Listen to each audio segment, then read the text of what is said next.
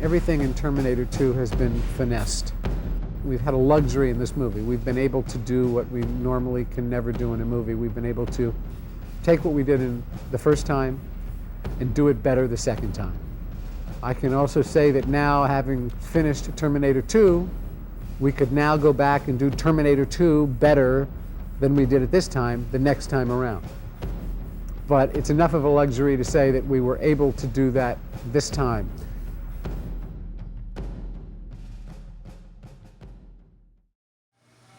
It's the same endoskeleton. Okay, basically the same design. We have finessed it.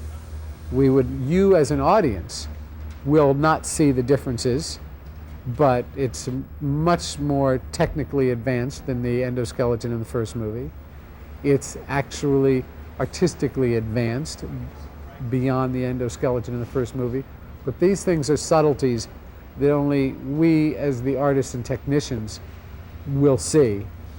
Hopefully from an audience standpoint, you'll be seeing just more, but more character, because they can do more. There's more life to these endoskeletons. But they are basically the same endoskeleton.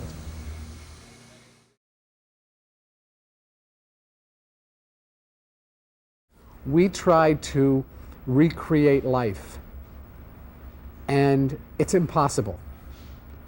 There's nothing that we can do that will actually duplicate living things. We can come close, but we can't do it exactly. And that's what our job is. We are duplicating life. We are duplicating Arnold. We are recreating, we're giving robotic life to things. We are making animatronic duplications of living things. Once you try to duplicate that life in art, in technology, with the use of servos to animatronically move faces, with the finest artists trying to duplicate skin texture and skin tones, with the finest technicians doing all of the mechanical work, with all of the original drawings and designs, with all the sculpture, all of it, we are trying to duplicate life. It's going to be better this time than it was before. It's going to be seamless, hopefully, to the viewer.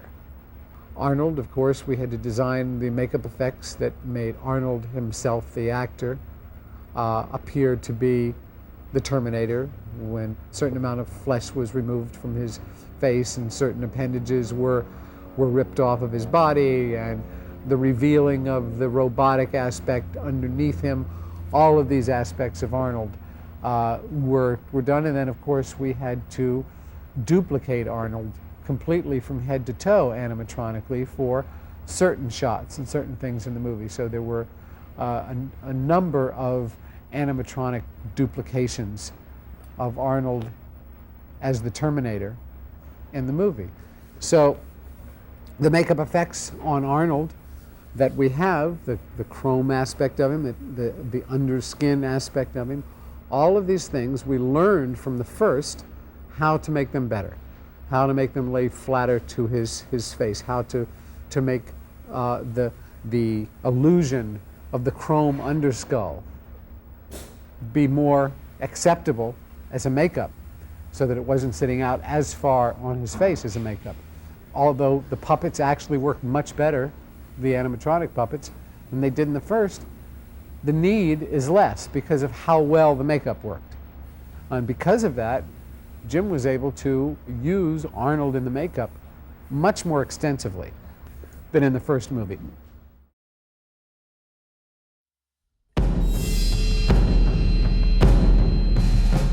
There were times when we replaced an actor for a shot that the actor could not take, because it was necessary to put a puppet in for an I-beam smashing Arnold's head, pulverizing it. They couldn't pay him enough to allow him to let us pulverize his head with an I-beam, which is what the T-1000 was doing to the Terminator, to Arnold. So those are times, those are the situations. That's the reason for puppet. Puppets are to replace actors when something is going to happen to them in a battle, or the way they look in general that we can't get from an actor. When you see Arnold and then puppet and then Arnold, it's seamless. No one will know. And that's what we need to do. And I don't believe that the audience, unless they're looking for it, will ever know when is it real or when is it Memorex.